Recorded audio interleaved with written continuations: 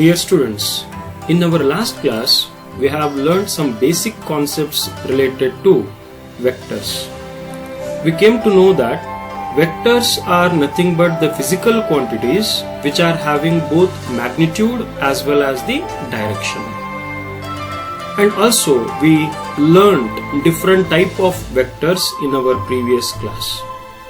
Now, in this video, we are going to discuss about the addition of vectors.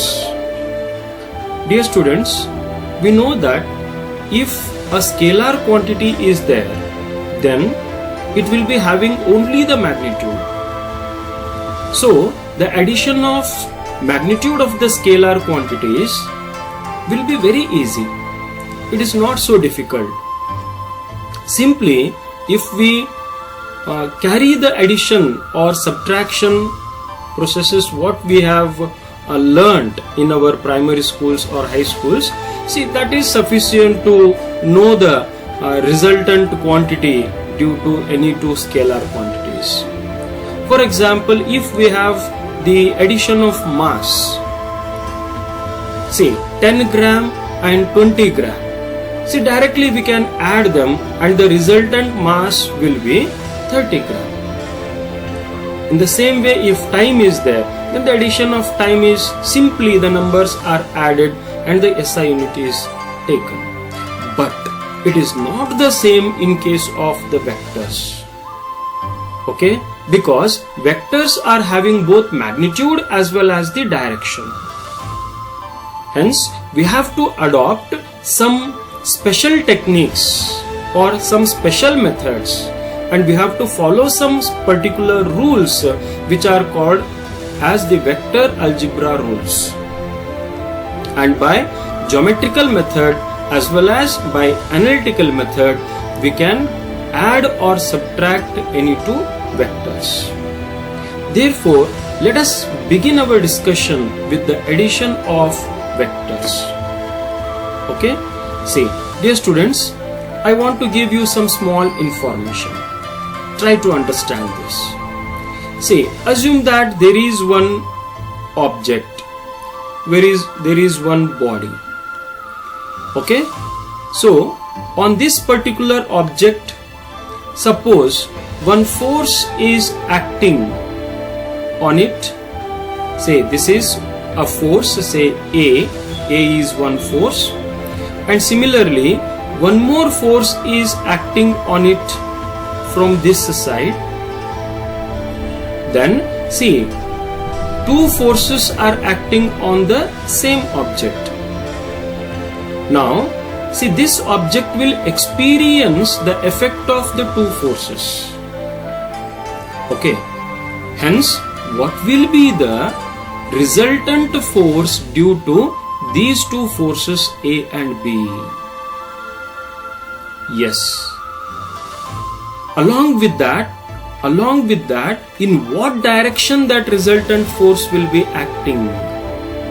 So we have to focus on two things. One is the magnitude of the resultant force, and we have to focus on the direction of the resultant force. Okay? See, force is a vector quantity. Therefore, if the force A is taken, then it is a vector quantity. Force B is taken, it is also a vector quantity. Then how will be the resultant force? How will be the resultant force? What will be its magnitude? In what direction it is acting? Yes, so all that can be calculated with the help of the knowledge what we are going to get in this video. Is it clear? And definitely the resultant force is also a vector. Okay? Hence, dear students, I think you came to know about the aim and objective of the study of addition of vectors.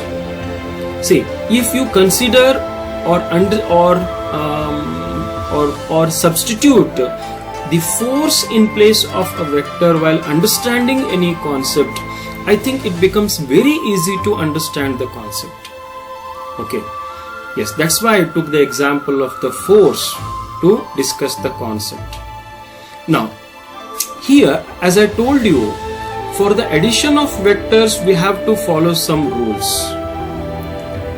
Okay, so they are considered under the vector algebra. It is a separate part related to vectors. It is not the normal algebra, it is the vector algebra. So what rules have to be followed, or what rules are there? See, first one, the first law is, or first rule is known as the triangular law, or it is also called as law of triangle.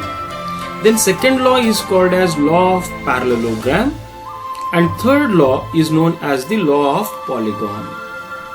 Okay, so the definition of any one law or the statement of any one law can be asked under 1 marks.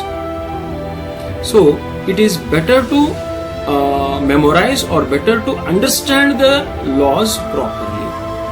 Okay, so dear students, first let us consider the triangular law of, or law of triangle.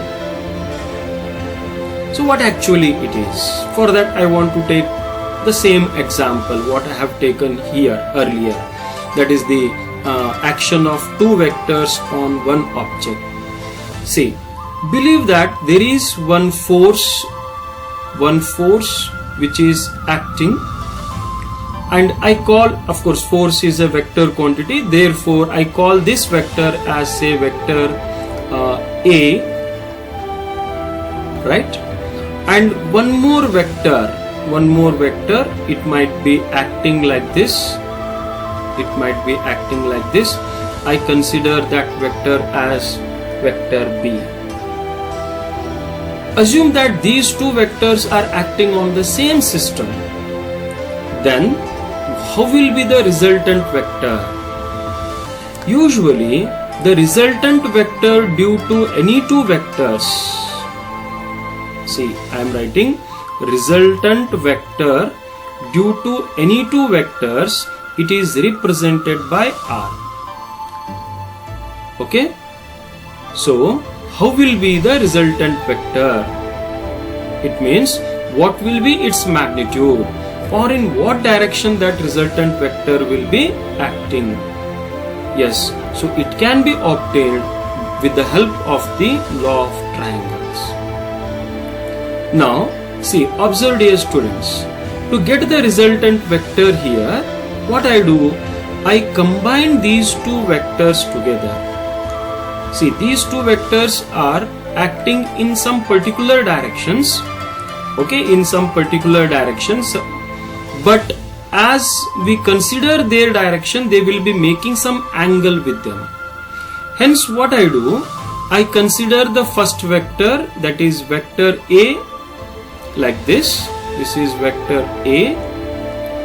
Then the second vector, that is vector B, is taken in this way. This is vector B. Okay. Now between the vector A and vector B, see, there is some angle. There is some angle between the vector A and vector B. Then due to these two vectors, if resultant vector is being obtained, then how will be that resultant vector? So that is known, or that is obtained with the help of the law of triangle. See what it states, observe it carefully, okay?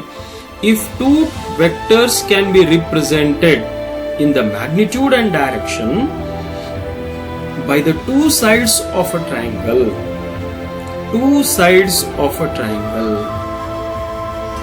taken in the same order, that is very important. Okay, taken in the same order. See, observe it. I have considered two vectors which can be represented in terms of magnitude and direction, definitely. But if these two forces are taken as the sides of a triangle, see, observe this figure, observe the second figure. So how these two forces are taken, or how these two vectors are taken? They are taken as the sides of a triangle.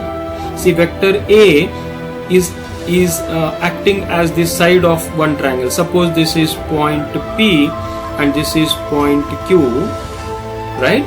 Then PQ can act as the side of one triangle, and if there is a point, say R, then QR can also act as the side of another triangle. If like this they are taken, then what is the meaning of same order? Okay, vectors taken in the same order. What is the meaning of this? It means if the head of one vector is linked with the tail of another vector. See, head of vector A is joined with the tail of vector B, then we say that they are in order. Okay, so therefore here the diagram what I have taken, it is according to the statement only. Then what happens if we consider two vectors as the sides of a triangle taken in order? Then the resultant vector is represented by the third side of the triangle. See, wonderful. Resultant vector is represented by the third side of the triangle, taken in the opposite order. Taken in the opposite order. That is also very, very important. So, how will be the third side? What will be the third side? See, third side will be QR. So, I need to draw one vector from P to R. Third side is PR, and I have to draw the vector from P to R. Correct? Then, how should be the direction here? It should be taken in the opposite order. It means the head of the vector B should not make the link with the tail of the third vector. Then how it should be? Both heads should be present here. Head of vector B should meet with the head of vector R, that is the resultant vector. Then we say that it is taken in the opposite order. Okay, it is taken in the opposite order. Like this. See, once again I repeat the statement. If two vectors can be represented, observe the diagram, two vectors A and B represented in the magnitude and direction by the two sides of a triangle. Yes, PQ and QR are the two sides of the triangle, taken in the same order. See, taken in the same order means head of one vector is connected with the tail of another vector. Then the resultant vector is represented by the third side. So vector R, that is the resultant vector, it is represented by the third side of the triangle, taken in the opposite order. How it should be taken? It should be taken in the opposite order. So this is known as the law of triangle or triangular law of vector addition. Okay students, I hope the statement is clear to you.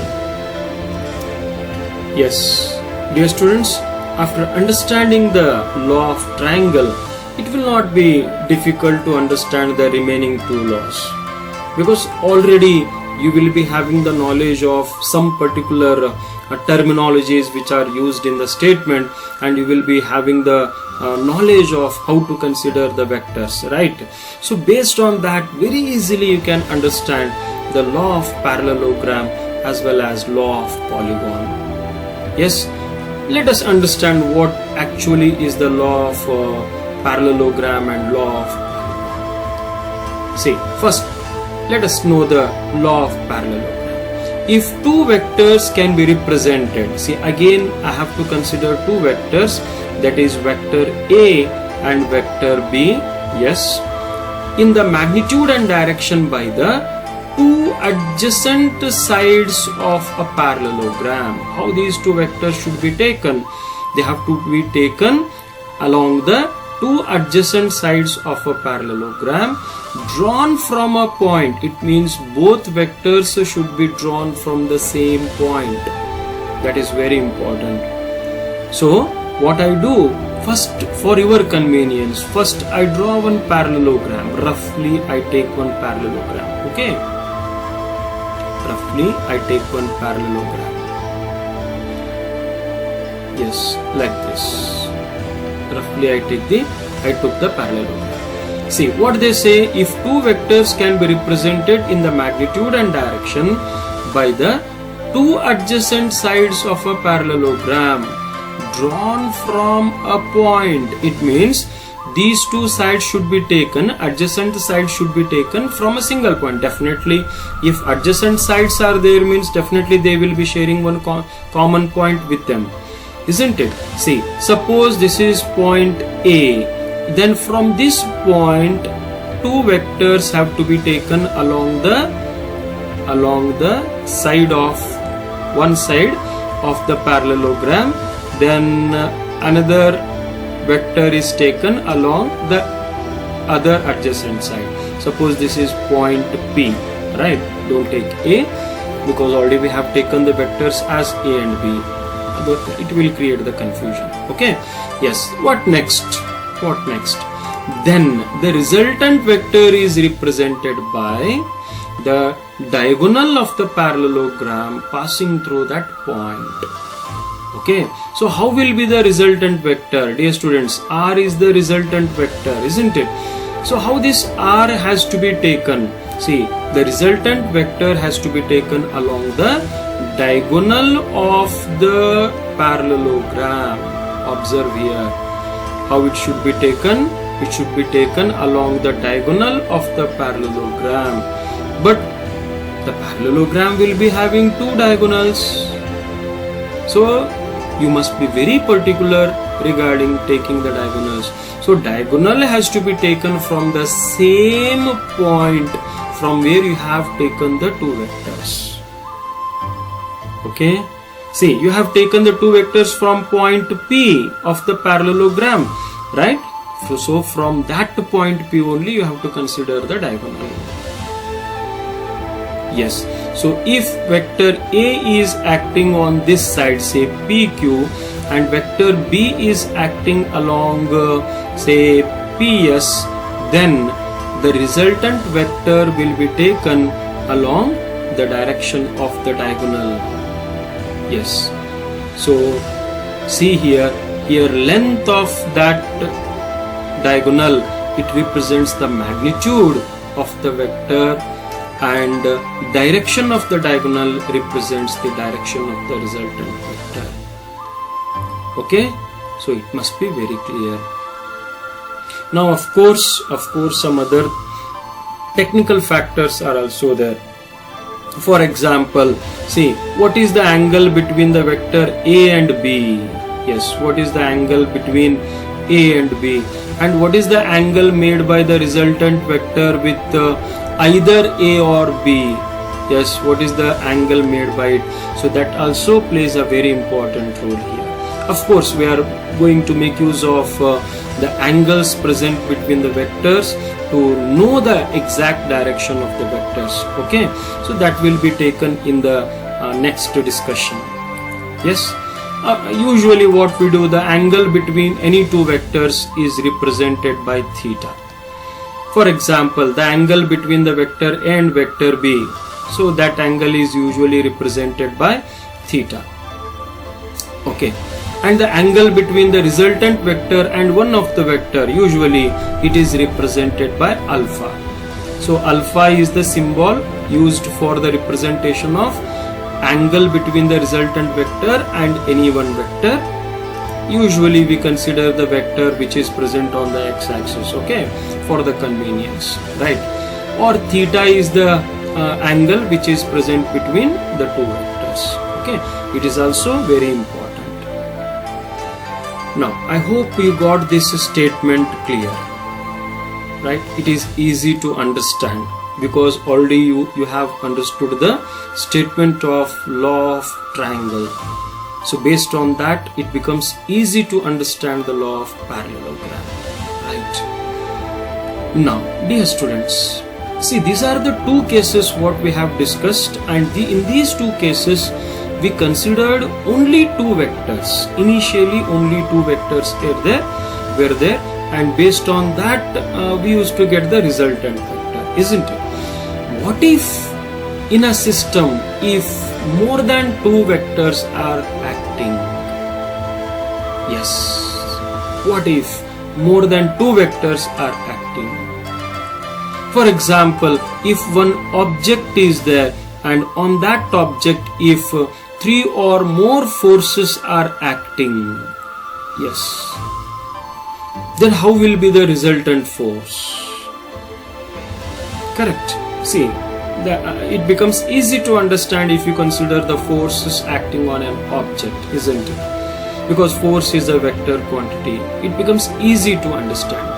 See, in one system on a body, if more than two forces are acting, then how to know the magnitude of the resultant force, or how to know the direction of the resultant force, isn't it? So, in all such cases, if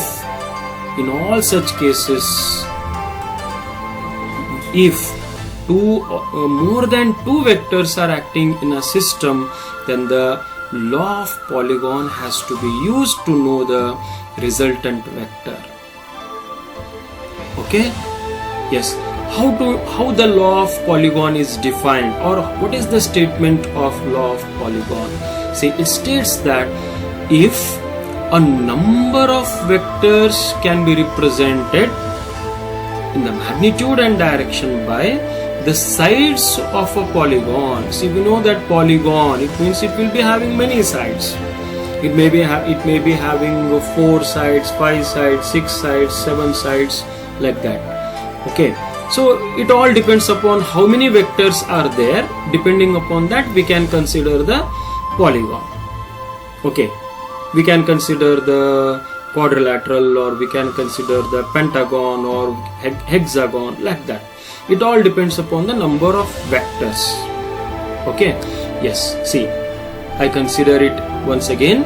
If a number of vectors can be represented in the magnitude and direction by the sides of a polygon taken in the same order, then the resultant vector is represented in magnitude and direction by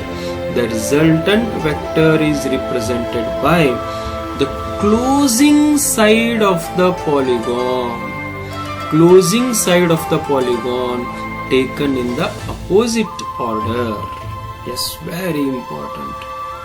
Closing side of the polygon has to be taken as the resultant vector. For example, if without an example it is not possible to understand, isn't it? Okay, try to understand this. Suppose three vectors are there, vector A, vector B and vector C. They are acting in a system. Then what to do? We have to represent these three vectors as the side of the polygon. Okay, as the side of the polygon. And how they have to be taken? They have to be taken in order. So therefore, what I do? First I take the vector A. Then in order, I have to take a vector B. Then in the order, I have to take a vector C. I have taken three vectors, vector A, vector B and vector C in order. In order, I think you got the meaning of in order. Whenever we consider the vectors in order, then head of one vector should make the contact with the tail of another vector. So three vectors are represented by the three sides of the polygon, right? So, but that polygon is not yet completed. Why it is not yet completed? Because the one side is still open. Because polygon means always all its sides should be closed, isn't it? So here one side is open. If one side is open, then it has to be closed to make one polygon. Yes, with what it has to be closed? Yes, it has to be closed by the resultant vector. Okay, the resultant vector R has to be taken as the closing side of the polygon, right? And how it has to be taken, that is also very important. It has to be taken in the opposite order. Okay, already you know how to take the opposite order, right? So therefore from this point only, if I close this side, then see, this is the vector R, resultant vector, taken in the opposite order, because head and head are meeting there, not head and tail. If head and tail meet, again it becomes the same order. But here opposite order means it has to be taken with head is making the contact with head only. Okay students, so like this we understand the law of polygon. Okay, yes, of course this law of polygon is not much used in our study, in the future study. All the vectors, vector addition, it is done with the help of either the law of triangle or the law of parallelogram. Okay, so at this stage, just I want to make one small recall, dear students. Note this point. Okay, note this point. That is, see, during the introduction part, when I started the concept of vectors, at that time I told you that current is not considered as the vector. Current is not considered as the vector. Why? So I had given one reason, that is, see, current do not fulfill the law of triangle or law of parallelogram related to addition of vectors. Remember, current will not fulfill the law of parallelogram or law of triangle related to addition of vectors. Hence we do not consider current as a vector quantity, even though in a circuit we represent the current with the direction. We represent the direction of flow of current in the circuit, but we do not consider the current as a vector quantity. Okay, what is the reason? Because it will not fulfill these two statements related to laws of addition of vectors. Okay, yes, I think you got the knowledge of this. Now the next concept is related to identifying the magnitude and direction of the resultant vector. So we are actually deriving the equations for magnitude and direction of the resultant vectors. So again, in deriving the equations related to magnitude and direction, we need to make use of either the law of triangle or law of parallelogram. Okay, and those derivations are very important from the point of view of exam, and therefore they take time also. Now I cannot able to cover that information in this video, so I want to stop it now, and in the next video, in the third video, what I am going to do, see, I am going to derive the equations related to vector addition and vector subtraction, right? We will come to know about the equations related to magnitude as well as the direction. So you must watch the next video also, and I will stop this particular video. Okay, so see you in the next video.